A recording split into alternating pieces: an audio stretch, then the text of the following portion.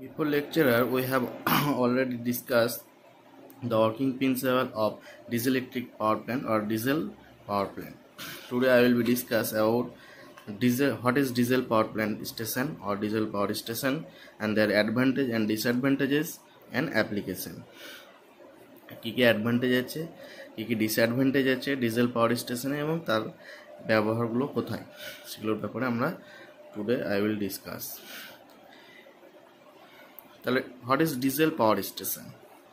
দেখো, a generation station in which diesel engine is used as the prime mover for the generation of electrical energy is known as diesel power plant or diesel power station or diesel power plant or diesel power station.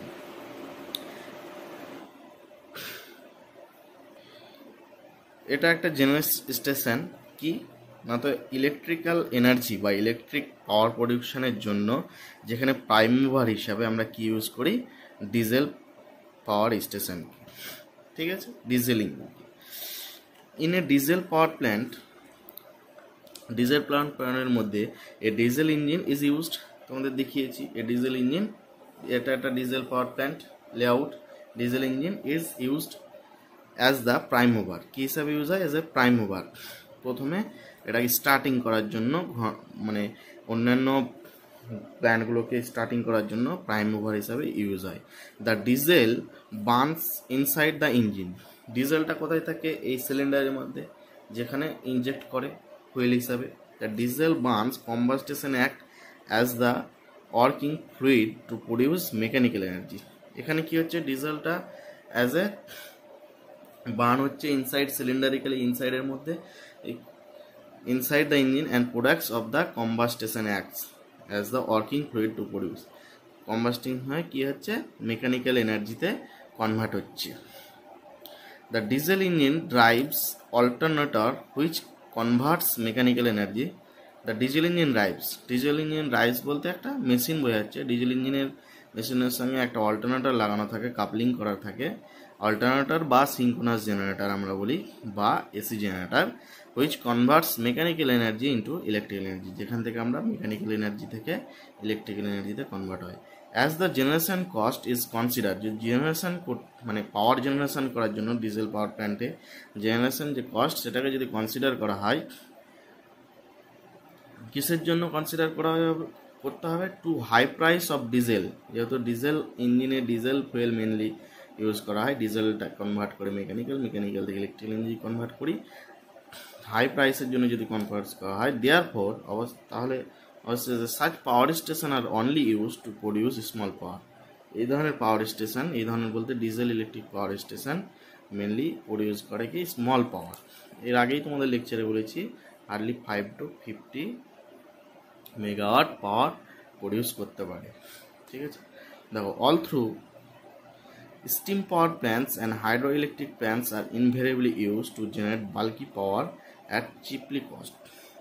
Bulky power বলতে আমরা যখন অনেক বেশি পাওয়ার, actually bulky মানে ভারী বা বড় আয়তনের এরকম, বা বেশি কিছু পাওয়ার, অনেক বড় আয়তনের যখন এখানে অনেক বড় বেশি পরিমাণে যখন পাওয়ার জেনারেশন করব, অথচ চিপ কস্ট, কম খরচে, তখন আমরা মেনলি কি ইউজ করি?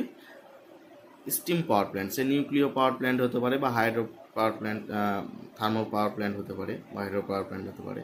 Yet diesel power station are finding favour at place where the demands for power is less. আমরা ডিজেল পাওয়ার প্ল্যান্টটা কোথায় করব? যেখানে আমাদের কম পরিমাণে কি পাওয়ার ডিম্যান্ড থাকবে, demand for power is less.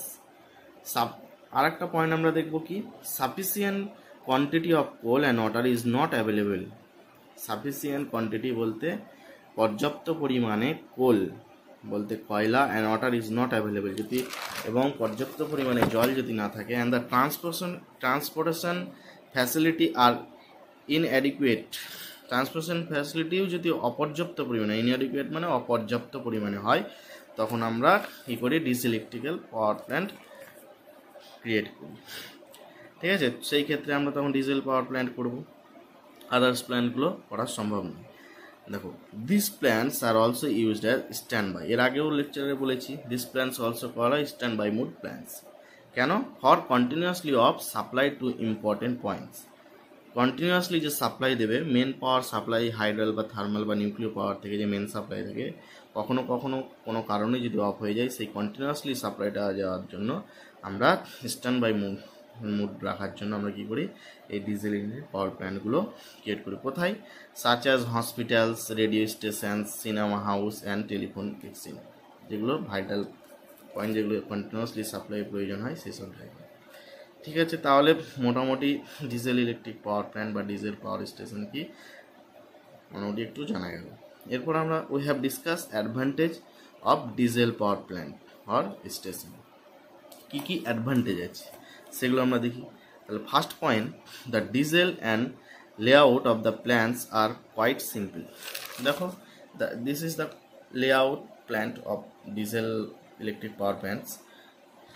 It is simple, so the design and layout of the plants are quite simple. এটা এই যে লেআউট বা ডিজাইনটা খুবই সিম্পল অন্যান্য পাওয়ার স্টেশন থেকে, পাওয়ার প্ল্যান্টস থেকে। 2 number point, it occurs less space as the number and size of the auxiliary is sign. বলছে এটা গঠন করার জন্য খুব কম পরিমাণে জায়গার প্রয়োজন হয়, কারণ কি as the number and size of auxiliary, বলছে অ্যাজ দ্য নাম্বার যে যত সংখ্যক হোক সেই সংখ্যাটা, এবং size of the auxiliary is small, এবং এর পাশাপাশি মানে এই যে ডিজেল পাওয়ার প্ল্যান্টের পাশাপাশি যে ইকুইপমেন্টসগুলো আছে, অক্সিলারিগুলো আছে, সেগুলো খুব ছোট হয়। এই কারণে আমরা কি হয়, লেস বলতে খুব কম জায়গার প্রয়োজন হয়, যেটা অন্যান্য পাওয়ার স্টেশনের ক্ষেত্রে একটা বিশাল এরিয়ার ব্যাপার থাকে। 3 নম্বর পয়েন্ট কি, ইট can B located at any place, এটা যে কোনো জায়গায় আমরা এই প্ল্যান্ট করতে পারি। কিন্তু হাইড্রাল প্ল্যান্ট বা থার্মাল প্ল্যান্ট বা নিউক্লিয়ার পাওয়ার প্ল্যান্টের একটা সিলেকশন সাইটের ব্যাপার থাকে, কিন্তু এর ক্ষেত্রে এরকম কোনো ব্যাপার নেই, ইট can B located at any place, এটা যে কোনো জায়গায় আমরা পাওয়ার প্ল্যান্টটা করতে পারি, এটা একটা অ্যাডভান্টেজ। 4 নম্বর পয়েন্টটা দেখো,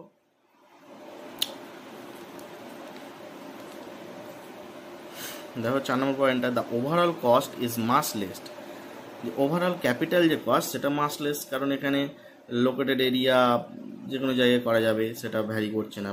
হ্যাঁ, তারপরে লোড এরিয়াটাও, ডিস্টেন্সটাও কমে যাবে, ট্রান্সপোর্টেশন খরচটা অনেক কমে যাবে। তাছাড়া পার্টিকুলারলি কোনো একটা এরিয়ায় করতে হবে সেটাও কোনো ফ্যাক্টর নেই, মানে ল্যান্ডের কোনো ব্যাপার নেই। ওভারঅল ক্যাপিটাল যে কস্ট এবং ইনস্ট্রুমেন্টগুলো, অক্সিলারি ইকুইপমেন্টসগুলো অনেক স্মল। ঠিক আছে, টোটাল ক্যাপিটাল কস্টটা much less then of the steam power station. Steam power station বলতে নিউক্লিয়ার পাওয়ার স্টেশন হতে পারে, thermal power station of the same capacity, একই ক্যাপাসিটির কারেন্ট প্রডিউস করার জন্য। তাহলে কি ডিজেল ইলেকট্রিক পাওয়ার প্ল্যান্টসের কস্ট, ক্যাপিটাল কস্টটা অনেক কম then the steam power station. Clear? দেখো তারপরে 5 নম্বর পয়েন্টটা, it's required less quantity of water for cooling. আমরা অন্যান্য পাওয়ার স্টেশনে দেখছিলাম যে কোথাও সমুদ্রের বিচে বা নদীর ধারে করাটা একটা মাস্ট ছিল, একটা অ্যাভেলেবেল জল থাকার ব্যাপার ছিল, কিন্তু এখানে তেমন কুলিংয়ের জন্য তেমন পরিমাণে জলের প্রয়োজন নেই, মোটামুটি একটা হালকা লেস কোয়ান্টিটি পরিমাণে অল্প সংখ্যক জল থাকলেই হয়ে যাবে, তাহলে একটা অ্যাডভান্টেজ। 6 নম্বর পয়েন্ট কি, it's required less operating staff. তাহলে এর সমস্ত কিছুই যখন ছোট মানে ইকুইপমেন্টস কম, এরিয়া কম, তাহলে এখানে সব কিছুই কম, তাহলে এর যে অপারেশন করার জন্য, এই যে পাওয়ার স্টেশনটাকে অপারেটিং করার জন্য স্টাফও কম লাগবে, তার জন্য ইট রিকোয়ার্ড লেস অপারেটিং স্টাফ। তাহলে ওখানে যে স্টাফ বা কর্মী সেগুলো অনেক কম লাগবে। 7 নম্বর দেখো, it can be started quickly and can be pick up load in a short time. It can be start quickly, এটা খুব তাড়াতাড়ি স্টার্ট করতে পারে পাওয়ার জেনারেশনের জন্য, and can pick up load in short time, এবং সহজেই শর্ট টাইম অল্প সময়ে লোডটা নিতে পারে। 8 নম্বর পয়েন্টটা দেখো, there are no standby losses. Standby রাখার জন্য কোনো ধরনের লসেস হয় না এখানে।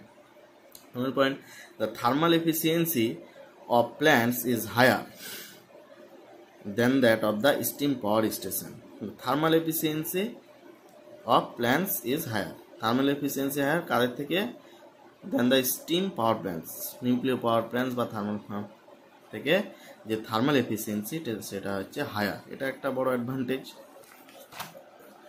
এরপর আমরা ডিসকাস করব disadvantages of diesel power plant. কী কী ডিসঅ্যাডভান্টেজ আছে ডিজেল পাওয়ার প্ল্যান্টে? প্রত্যেকটা জিনিসেরই একটা অ্যাডভান্টেজ ডিসঅ্যাডভান্টেজ হয়, ঠিক তেমনি এটারও কিছু কিছু ডিসঅ্যাডভান্টেজ আছে, সেটা আমরা দেখব একে একে। এক নম্বর পয়েন্ট দেখো, the plants has high running charges as the fuel. High running charges কেন বলছি? কারণ হচ্ছে ডিজেল পাওয়ার প্ল্যান্টগুলো মেনলি ফুয়েল যেটা থাকে সেটা কি ডিজেল, এবং ডিজেল ইউজটা যে মেনলি ডিজেল ইউজ করে কম্বাস্টিং করে বা এনার্জি ইমিট করে আমরা কি সেটা মেকানিক্যাল থেকে ইলেকট্রিক্যাল এনার্জিতে কনভার্ট করছি। তাহলে ডিজেলের দাম যেহেতু কস্টলি, দাম মূল্যবান, তার জন্য কি বলছি, the plant is higher running charges. Running করার জন্য কি ইউজ হচ্ছে? ডিজেল, এই প্ল্যান্টটাকে মেন ফুয়েল। তো ডিজেলের মূল্য যদি বেশি হয় তাহলে রানিং কস্ট তো বেশি হবে, ঠিক আছে। 2 number, the plants can only generated small power. এই প্ল্যান্ট কি করতে পারে? স্মল পাওয়ার জেনারেট করে। তাহলে হাই পাওয়ার ডিমান্ডের ক্ষেত্রে আমরা কি এই প্ল্যান্টটা ইউজ করতে পারবো না, কারণ এর ম্যাক্সিমাম 50 মেগাওয়াট কারেন্ট প্রডিউস করতে পারে। হাই যেখানে 100 বা 150 মেগাওয়াট বা তার থেকে বেশি কারেন্ট প্রয়োজন, সেখানে আমরা ইউজ করতে পারবো না, একটা ডিসঅ্যাডভান্টেজ। 3 নম্বর ডিসঅ্যাডভান্টেজটা কি? The maintenance charges are generally high. Maintenance চার্জটা কি? কারণ এর ইনস্ট্রুমেন্টগুলো দাম বেশি, ঠিক আছে, তার জন্য মেনটেনেন্স চার্জ বা আদার ইকুইপমেন্টসগুলো বা এগুলোর জন্য আমরা মেনটেনেন্স চার্জটা বেশি। 4 নম্বর পয়েন্ট দেখো, the plants does not work satisfactorily under overload condition for longer period. কি বলছে? The plants does not work, the প্ল্যান্টটা কাজ করে না ঠিকঠাকভাবে আন্ডার ওভারলোড কন্ডিশন। যখন লং টাইম ধরে ওভারলোড কন্ডিশন থাকবে তখন এই প্ল্যান্টটা কাজ করবে না, ঠিক আছে, ঠিকঠাক কাজ করবে না, এটা একটা ডিসঅ্যাডভান্টেজ, ওভারলোড কাজ করবে না। The cost of lubrication is generally high. এখানে একটা অন্যরকম পয়েন্ট যেটা আছে, লুব্রিকেশন অয়েল আমরা ইউজ করে পিস্টনকে দিয়ে যে এখানে তোমাদের দেখিয়েছিলাম এই লুব্রিকেশন ট্যাঙ্ক লুব্রিকেশন অয়েল যে প্রসেসিংটা, তার এই যে লুব্রিকেশনের কস্ট জেনারেলি হাই, এই লুব্রিকেশন অয়েলটার কস্টলি, তার জন্য the cost of lubrication is generally high. তাহলে that's points are disadvantage of diesel plant. Clear? Then we discuss application of diesel power plant. কি application diesel power plant diesel power plant এর কি application আছে? 1 নম্বর point দেখো, the diesel oil is used as a fuel in power generation. আমরা mainly কি করি? পাওয়ার জেনারেশনের জন্য ডিজেল পাওয়ার প্ল্যান্টে কি ইউজ হয়? ডিজেল অয়েল, ঠিক আছে। 2 নম্বর পয়েন্ট কি? It produced AC as well as DC voltage. আমার যেখানে যেমন প্রয়োজন সেখানে আমরা তেমন ভোল্টেজ প্রডিউস করতে পারবো। এসি অল্টারনেটিং কারেন্ট হতে পারে, ডিসি ভোল্টেজ যেখানে যেমন ভোল্টেজ দরকার আমরা প্রডিউস করে নিতে পারি, এটা একটা ব্যবহার। ইট is used where small power generation is required. এটা কোথায় ইউজ হয়? যেখানে small power generation is required, যেখানে পাওয়ার রিকোয়ারমেন্ট মানে চাহিদা বা প্রয়োজনীয়তা, যেখানে স্মল পাওয়ারের প্রয়োজন সেখানে আমরা এটা সহজেই ইউজ করতে পারি। 4 number point, in case of any emergency diesel engine are use. In case যখন এমার্জেন্সি কেসে হতে পারে, ঠিক আছে, সেক্ষেত্রে আমরা ডিজেল ইঞ্জিন অনায়াসে ইউজ করতে পারি ডিজেল পাওয়ার প্ল্যান্ট। 5 নম্বর point, it is also used for peak load during a small period of time. এটা ইউজ হয় peak load during small period টাইমে। পিল বলতে অ্যাকচুয়ালি বোঝায় যে নয়েজিং ব্যাপারটা, নয়েজিং লোডের ক্ষেত্রে স্মল পিরিয়ডের টাইমে এটাও ইউজ হয়, নয়েজিংয়ের ব্যাপার থাকে, ঠিক আছে। 6 নম্বর পয়েন্ট দেখো, it is used to restart the boiler. বিভিন্ন ধরনের যে বয়লারগুলো আছে, কোলের যে বয়লার আছে বা নিউক্লিয়ার রিঅ্যাক্টর বা বয়লার যেগুলো আছে, বিভিন্ন ধরনের বয়লারকে রিস্টার্ট করার জন্য, ডিজেল ইঞ্জিন যে বয়লার আছে সেগুলো রিস্টার্ট করার জন্য, আদার্স যে প্ল্যান্টগুলো আছে সেগুলোর বয়লারকে রিস্টার্ট করার জন্য ডিজেল ইঞ্জিন ইউজ হয়, ডিজেল পাওয়ার প্ল্যান্ট ইউজ হয়। 7 নম্বর পয়েন্ট দেখো, it is used in রিমোটেড place. এটা ইউজ হয় কোথায়? রিমোটেড প্লেস বলতে জনশূন্য এরিয়া, মানে নির্জন বা অনেক দূরের জায়গা যেগুলো, সেগুলোকে রিমোটেড প্লেস বলা হয়, সেই প্লেসে ইউজ হয়।